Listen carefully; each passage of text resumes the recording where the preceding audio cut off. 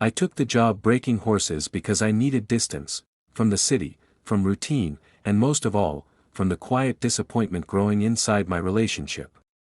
On paper, my life looked stable. I had a boyfriend, Mark, who lived 2 states away for work. We talked often enough to convince ourselves things were fine. But conversations had become summaries instead of confessions, updates instead of understanding. When the ranch offer came through, I told Mark it was temporary. He told me he was proud of me. Neither of us said what we were really thinking. The ranch sat miles away from anything familiar, surrounded by open land that felt both freeing and unforgiving. The mornings began before sunrise, the air sharp and honest, leaving no room for distraction. Breaking horses wasn't about dominance, as I quickly learned. It was about patience, reading fear before it turned into resistance. I found comfort in that simplicity. Horses didn't pretend. They either trusted you or they didn't. That was where I first met Jake. That he was already working when I arrived, moving with the quiet confidence of someone who belonged there. Jake didn't talk much. When he did, his words were precise, almost cautious, as if he'd learned the cost of saying too much. He showed me the ropes without condescension, correcting my mistakes without making a show of it. I noticed how the horses responded to him, not with obedience, but with calm. It was something earned. Jake was the kind of man who didn't need attention to command it. He wasn't what I expected a cowboy to be. No bravado, no forced charm. Just steady presence. I told myself I was only observing him the way you observe someone competent at their job. Nothing more. The days settled into rhythm. Work, meals, sleep. At night, I called Mark when the signal allowed. Our conversations felt thinner against the vastness around me. I talked about the work, the horses, the exhaustion. Mark talked about meetings and deadlines. We laughed at the right moments, paused at the wrong ones. When we hung up, the silence returned heavier than before. Jake and I worked closely, often without speaking. There was an unspoken understanding between us, built through shared effort. Once, when a young horse panicked and nearly threw me, Jake stepped in without hesitation. Later, as we leaned against the fence catching our breath, he asked if I was all right. Just that. No lecture. No judgment. I nodded, surprised by how much that simple concern stayed with me. Over time, small conversations crept in. Where we were from. Why we stayed. Jake mentioned he'd been on the ranch longer than he planned. I said I understood. Neither of us explained further. Some stories don't ask to be told, they wait to be earned. That AT night, alone in my room, I thought about Mark. I wondered when our relationship had shifted from something we built together to something we simply maintained. I reminded myself that distance was temporary, that this job was just a chapter. Still, I found myself thinking about Jake's quiet patience, the way he listened without interrupting, the way he seemed entirely present in every moment. Nothing inappropriate had happened. I repeated that to myself often, like a rule I needed to memorize. Yet I couldn't ignore the subtle change inside me, the growing awareness that I felt more seen in shared silence with Jake than I had in months of conversation with Mark. One evening, after a long day, Jake handed me a bottle of water and sat beside me on the steps outside the barn. The sun dipped low, casting long shadows across the land. For a moment, neither of us spoke. Then Jake said, almost to himself, "This place has a way of showing you who you are." I didn't answer right away. I wasn't sure I wanted to know the truth of that statement. As the sky darkened and the horses settled, I realized something had already begun shifting beneath the surface of my carefully constructed intentions. I had come to the ranch to break horses, to control something wild. But standing there beside Jake, I felt the unsettling certainty that something else, something far more personal, was beginning to loosen its reins. The days on the ranch grew longer, the sun hotter, and the work more demanding, yet I found myself lingering in moments that once would have passed unnoticed. Jake had a rhythm I couldn't replicate, a way of moving and speaking that made the chores feel almost effortless. I admired it, at first silently, telling myself admiration was harmless. But admiration became attention, and attention became awareness. I noticed the way his sleeves rolled up neatly at the elbows, the faint lines of concentration around his eyes when he assessed a horse's temper, the quiet steadiness that seemed to calm the animals around him. That we started sharing small routines beyond the work itself.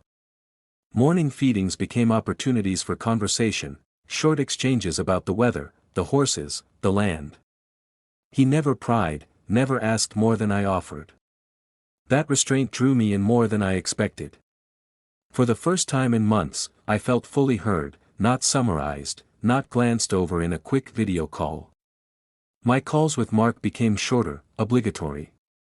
I told myself I was simply busy, that nothing had crossed a line, yet the pang of anticipation whenever Jake approached was undeniable. One evening, after hours spent coaxing a particularly stubborn colt into trust, we collapsed on the ground, wiping sweat from our brows. "You're patient," Jake said quietly, almost as if talking to himself. "Not many are." I shrugged, trying to appear modest, but I felt a flush of pride, and something else I didn't name. Later, while repairing a fence together, a sudden gust of wind sent dust into my eyes. Jake stepped closer, steadying me without a word. That single, unspoken gesture lingered in my mind long after the dust settled. I caught myself replaying it repeatedly, feeling a warmth I couldn't explain, a connection I had never anticipated. This wasn't about desire in the traditional sense, not yet. It was emotional, profound, and entirely disorienting. That I began to anticipate his presence more than I should have. When he arrived at the barn, my chest tightened in ways I hadn't felt since the early days with Mark. I started noticing patterns: how he drank his coffee, how he quietly observed the horizon before giving instructions, the subtle encouragements he offered without fanfare. With every shared moment, I felt the distance between myself and Mark widen, though I hadn't acted on anything inappropriate. Still, the realization that my heart had begun to drift from the man I loved felt like a weight pressing on my chest. One night, the storm hit. Rain lashed against the barn walls, and the wind howled across the pasture. Horses whinnied in their stalls, frightened and restless. Jake and I worked side by side, calming them, securing gates, and adjusting blankets. The barn became our shared world, isolated and insulated. When the last horse was settled, we stood in the dim lantern light, drenched and exhausted. For a moment, words seemed unnecessary. Then Jake said softly, "You're stronger than you think."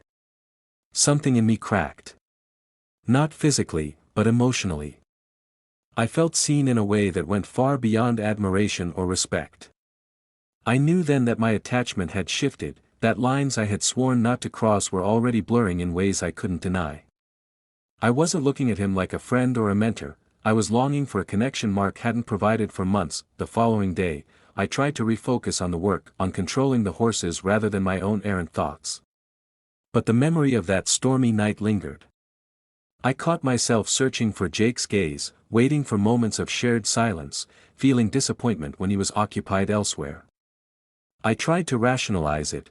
Emotional closeness wasn't betrayal, I told myself. I was still faithful in every action. But I couldn't ignore the shifting currents in my heart. Then came the call I had been dreading, the one that made my stomach twist. Mark would be visiting the ranch next week. My chest tightened. I knew the distance I had allowed to grow would be impossible to hide. The anticipation of seeing him, coupled with the undeniable connection I now felt with Jake, left me unsteady. I understood, painfully, that the choices I made from this point forward would define everything: my loyalty, my honesty, and the integrity of a love I no longer fully recognized. As I stared at the sprawling fields, the sun dipping low behind the hills, I realized the storm wasn't only in the weather. It was inside me, and it was only beginning. Mark's visit arrived faster than I expected. The sight of his familiar face at the dusty ranch entrance should have brought comfort, but instead, my chest tightened with a mixture of guilt and anticipation. I tried to greet him with the warmth I remembered, but the words felt hollow. Somewhere deep inside, I already knew that nothing between us could return to what it had been. The distance I had allowed to grow was no longer physical, it had rooted itself into my thoughts, my loyalties, my heart. Jake was there, as always, calm and silent, observing from a distance. I felt a pang of something I hadn't named, fear, maybe, or regret. He didn't speak, didn't intervene. His presence alone reminded me of the choices I had made and the emotional path I had wandered. I realized, in a way that was almost painful, that the bond we had formed was beautiful yet destructive, not because it was wrong in itself, but because it existed in the shadow of a commitment I had failed to nurture. Mark's eyes searched mine, looking for connection, for reassurance. I wanted to give it, but I couldn't. The conversations we had relied on words we no longer shared, the emotional intimacy I once offered had migrated elsewhere. I kept my distance, trying to explain through gestures and smiles, but I could see the doubt creeping into his expression. Every laugh felt forced, every question weighed with meaning I couldn't answer. After a long day of introductions to the ranch and briefings about the horses, Mark finally asked me to speak honestly, to tell him how I had been feeling. My heart pounded, and I hesitated. How could I confess the truth without breaking him entirely? I told him that life had been difficult, that work and distance had changed things, and that I wasn't sure where my own feelings now lay. I avoided mentioning Jake, yet the unspoken reality lingered between us, palpable and suffocating. Mark left that night, retreating to the guest cabin, leaving me alone with the quiet of the ranch and the weight of my choices. I wandered through the fields, listening to the horses settling into their stalls, reflecting on what had happened. Emotional betrayal, I realized, begins in silence, in unspoken attention, in reliance on someone else for understanding that should have been nurtured elsewhere. Jake hadn't broken me, my own neglect and yearning had done that long before. Jake appeared beside me without a word, as though he had been silently walking along. I didn't speak either, letting the silence stretch between us. The connection was still there, undeniable, but so was the cost. I recognized the boundaries we had crossed in our hearts, and the lesson they carried. Sometimes, emotional closeness is a double-edged sword, capable of healing yet capable of hurting in ways we cannot anticipate. And the following days, I continued my work, pushing myself to regain focus. The horses required patience and attention, but I realized that taming them now mirrored my own internal journey. I had come to the ranch to conquer the wild, but I had found that the wild existed within me first. Every colt I calmed, every fence I mended, reminded me that control is earned slowly, carefully, with mindfulness and respect. Jake kept his distance, professional and quiet.